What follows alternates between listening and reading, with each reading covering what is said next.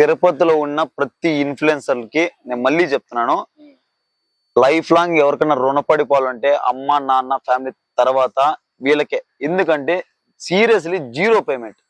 వెళ్ళు మావా, వెళ్ళు వెళ్ళు మావా.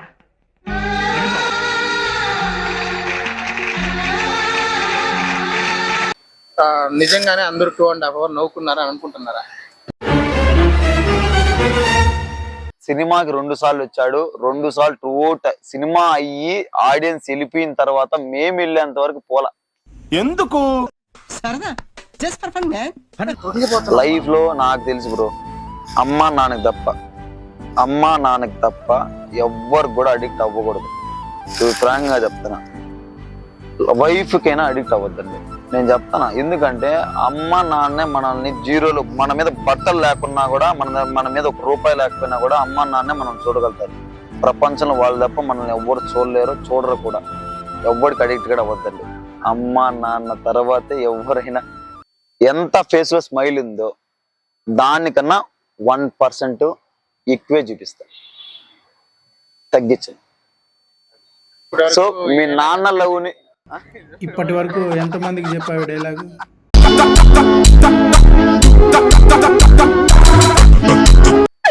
నేను ఎవరికి చెప్పలేదు. అప్లోడ్ చేస్తాను, ఒకవేళ పెట్టుంటే అయ్యా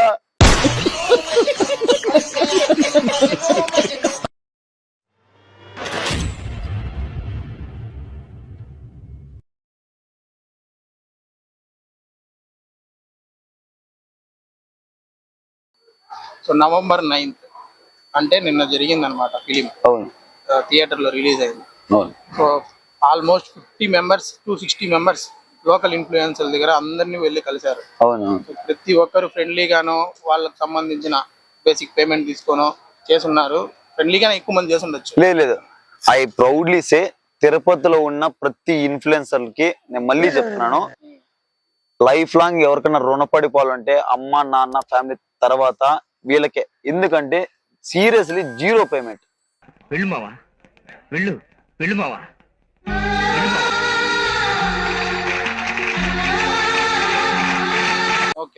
that is one of the proud moment.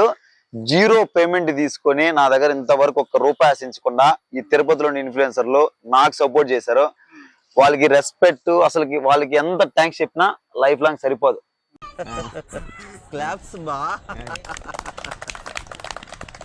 Correct, super. నేను కూడా అనుకున్నాను నిన్నటి వరకు కనీసం బేసిక్ పేమెంట్ అన్నా తీసుకొని. సీరియస్ గానే నాతోనే చాలా మంది అన్నారు, ఒక్కొక్కరికి మినిమం 5,000 10,000 ఇచ్చింటావు కదా అన్నారు. బట్ నేను ఇలేదన్నా వాళ్ళు నమ్మరా, నువ్వు ఇచ్చింటావు బయట కదా చెప్పుకుంటున్నావు అని. సీరియస్ గానే నేను అబద్ధం ఎందుకు చెప్తాను, సీరియస్ గా నాకు చేసిన ప్రతి ఇన్ఫ్లుయెన్సర్లు కూడా జీరో, ₹1 కూడా ఆశించకుండా వాళ్ళ టైం ఏదైనా ఉన్నా కూడా మన కోసం కేటాయించి మరి వచ్చి చేసేసిపోయారు. మేము కూడా నిన్న ఫిలింకి వెళ్ళామన్నమాట, మార్నింగ్ షోకి చెక్ చేసాము. చాలా కష్టపడ్డారు ఆ అవుట్పుట్ ని చూపించడానికి. అలాగే ఫన్ కూడా బ్రదర్ చెప్పినట్టు మీకు కనబడుతుంది. ఇంకొకటి ఏంటంటే బ్రదర్ ఒక వన్ మ్యాన్ షో లాగా నాకు అనిపించింది. అయ్యో thank you so much.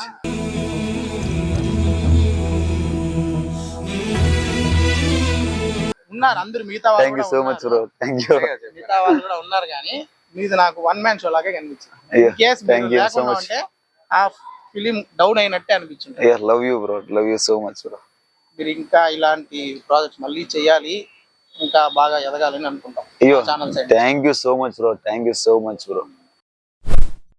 Theatre లోనే రిలీజ్ చేయాలని ఎందుకు అనుకున్నారు ఈ ఫిలిం? సో యాక్చువల్ గా మెయిన్ రీజన్ ఏమంటే, జనాల్ని ఒక సినిమాకి వచ్చిన తర్వాత 2 గంటలు కూర్చోబెట్టడం అంటే ఆషామాష కాదు, టు బి ఫ్రాంక్. సో జనాలకి ఒక టైప్ ఆఫ్ క్యారెక్టర్ కామెడీ చూపించాలని చెప్పి, సో ఇంతవరకు నేను ఎప్పుడు కూడా చెప్తాను ఓపెన్ గా, ఛాలెంజ్ చేసి కెమెరాకి ఛాలెంజ్ చేసి యాక్టింగ్ చేసిన వాళ్ళు ఎవరు లేరు. త్రూఅవుట్ ఈ సినిమాలో ప్రతి బిట్ కూడా కెమెరాకి వచ్చి ఒక కొత్త డిఫరెంట్ స్టైల్ చూపించాం. సో అందుకని థియేటర్ వరకు తీసుకొచ్చాం ఇన్ని కష్టాలు పడి. సో ఒక కామెడీ జోనర్ ని ప్రతి ఒక్కరు ఎంజాయ్ చేయాలి, అది థియేటర్ లో కూర్చొని 2 hours 2.5 hours అన్లిమిటెడ్ గా నవ్వుకోవాలి అన్న జోనర్ తోనే తీశారు. అవును అవును. నిజంగానే అందరూ 2.5 hours నవ్వుకున్నారని అనుకుంటున్నారా? 2.5 hours నవ్వుకున్నారు, లాస్ట్ 10 minutes బాధపడినారు, లాస్ట్ 2 minutes ఆశ్చర్యపోయినారు. రూపేష్ నా కోసము లేదంటే తన యాక్టర్ ఒక డైరెక్టర్ కమ్ రైటర్ కమ్ చేస్తున్నాడు కాబట్టి తనకు కూడా సినిమా మీద ఒక ప్యాషన్ ఉంది కాబట్టి సినిమా వాళ్ళని గెలిపించాలని చెప్పి సినిమాకి 2 సార్లు వచ్చాడు. 2 సార్లు ట్రూఅవుట్ సినిమా అయ్యి ఆడియన్స్ వెళ్ళిపోయిన తర్వాత మేము వెళ్ళేంత వరకు పోలా. ఎందుకు? So super super. సినిమా ఒక 2.5 hours రన్ టైం ఉంటే దాంట్లో మీకు నచ్చిన హైలైట్ పార్ట్ అంటే ఏది? నాకు నచ్చిన హైలైట్ ఫ్లాగ్ అంటే నెంబర్ 1 ఫస్ట్ హాఫ్ లోనే ఒక సీన్ ఉంటది, టెంపుల్ సీన్. అది కూడా ఒక డౌట్ రేస్ అయింది కదా, మనకి ఒక డౌట్ ఉంది. టెంపుల్ సీన్ ఒకటి ఫస్ట్ హాఫ్ లో. నాకు ఓవరాల్ సినిమాలో ప్రతి బ్లాక్ హైలైట్.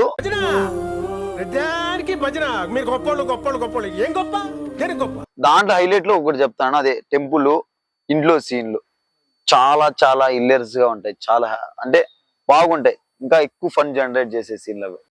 టెంపుల్ సీన్ మీకు నచ్చింది?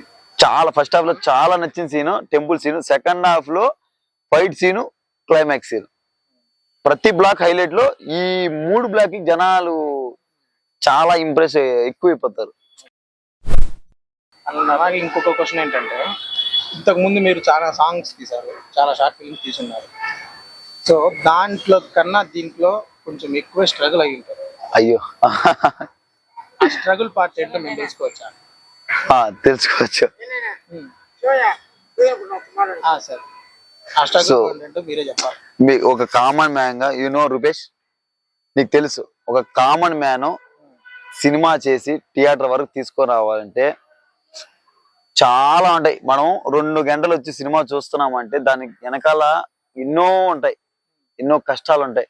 సో అవన్నీ పడి అసలుకి నిద్ర లేకుండా, ఫుడ్ లేకుండా, అసలుకి ఈవెన్ ఒక్కోసారి 20 అంటే 2 hours కూడా పనుకోలేదు మేము ఒక్కోసారి.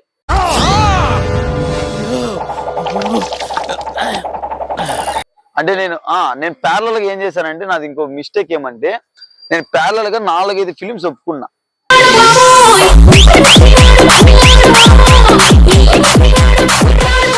డైలీ మార్నింగ్ 5:30కి లేసేవాడిని, నైట్ 12కు 1కు పనుకునేవాడిని. సో ఈ 6 to 7 months ఇలానే గడిచిపోయింది. చాలా సో ప్యారలల్ గా స్ట్రగుల్. సో ఇప్పుడు కొంచెం ఫ్రీ అయినా, ఒక ప్రాజెక్ట్ బయట వచ్చేసింది కాబట్టి ఇంకొంచెం ఫ్రీ. ఓకే, ఇప్పుడు మంది ఇన్ఫ్లుయెన్సర్స్ మనకి సపోర్ట్ చేశారు, మీ వీడియోని అందరికి పబ్లిష్ చేశారు, కానీ ఎందుకో అంతమంది జనాలు రాలేదేమో అని అనిపించింది. లేదు, ఫస్ట్ షోకి 10:30కే 2 షోలకి నిండిపోయి జనం వచ్చేసారు. మేము యాక్చువల్ గా మనకి 7 ఫిలిమ్స్ రిలీజ్ అయినాయి, గ్రూప్ స్టార్ట్ దగ్గర 7 ఫిలిమ్స్ రిలీజ్ అయినాయి. చెప్పాలంటే 2 పెద్ద ఫిలిమ్సే, పెద్ద ప్రొడక్షన్లో వచ్చాయి. సాదా చేరినాయి. మనం 7 ఏళ్ల తిరుపతిలో గల్లీలో ఉండేవాళ్ళం. మనకి థియేటర్ ఇచ్చాడమే one of the biggest achievement. బయటోడు ఎవడో వచ్చి 70 రూపాయలు టికెట్ తెంపి లోపల వచ్చి కూర్చున్నాడంటే, మీరు నాకు తెలుసా బ్రో, రూపేష్ గారు నాకు తెలియదు, అరే ఎవడో మన తిరుపతి అన్న లొకేషన్ చేశాడు అని 70 రూపాయలు టికెట్ చెంచి వచ్చి సీట్లో కూర్చొని 2 గంటలు చూసేసిపోయినారంటే ఇంతకన్నా ఎవరికి బ్రో హ్యాపీనెస్ వస్తుంది చెప్పు? ఇంతకన్నా హ్యాపీనెస్ ఎవరికి రాదు. నేను గెలిచింది ఏమంటే ఆడియన్స్ దగ్గర. అది గెలిచిన తర్వాత నాకు ఇంతకు మించి హ్యాపీనెస్ ఎవరైనా వస్తుందా? అదే ఇప్పుడు తెలియని వాళ్ళు వచ్చి, నేను ఎవడో నా ఫేస్ తెలియదు, ఆడనా నేను రామ్ చరణ్, ఎన్టీఆర్ లేకపోతే నా ఫేస్ చూసి ఒక 50 మంది వచ్చినారంటే అది గగనం. మీరు నమ్మరో, this is the one of the best moment చెప్తాను. 2 weeks నుంచి గ్రూప్స్ థియేటర్ లో ఏది కూడా హౌస్ఫుల్ అయ్యిండేది థియేటర్ లేదు. ఆఫ్టర్ ఓజీ మన సినిమానే హౌస్ఫుల్ అయ్యి నిలబడుకొని చూసిన సినిమా ఏదైనా అంటే తిరుపతిలో ది హాఫ్ డే లీవ్. అదేంటంటే అంత బీపీ వచ్చింది, పోతారేమని భయపడ్డాను. కాలేజ్ డిసప్పాయింట్ అయ్యావా? సర్లేండి, ఎమోషనల్ ఎక్కువ మాట్లాడారు, జాగ్రత్త. రియాక్షన్ చూడాలి. మీకు ఇష్టమైన ఒక లవ్ డైలాగ్? లైఫ్ లాంగ్ మీ నాన్న దగ్గర ఉన్నప్పుడు నువ్వు ఎంత హ్యాపీనెస్ ఉండగలుగుతావో, ఎంత ఫేస్ లో స్మైల్ ఉందో దానికన్నా 1% ఎక్కువే చూపిస్తా, తగ్గించండి. సో మీ నాన్న లవ్ ని ఇప్పటి వరకు ఎంతమందికి చెప్పావు డైలాగ్?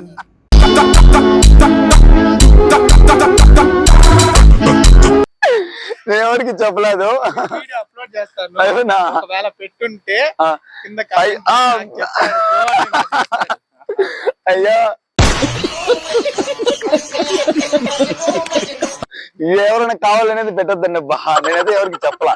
ఎందుకంటే బ్రో అది కూడా నాన్న ప్రేమని నాకు తెలిసి ఒక అమ్మాయికి లైఫ్ లాంగ్ నాన్న ప్రేమని తగ్గించే మొగోడు పుట్టలేడు కూడా.